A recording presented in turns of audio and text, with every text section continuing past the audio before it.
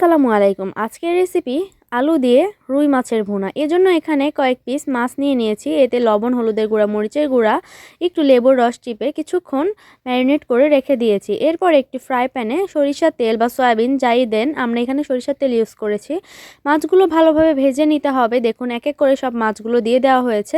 এখন উল্টে পাল্টে লাল লাল করে ভেজে নিতে হবে। এই যে এরকম একটা কালার চলে আসলে বুঝতে পারবেন যে মাছগুলো ভাজা হয়ে গেছে।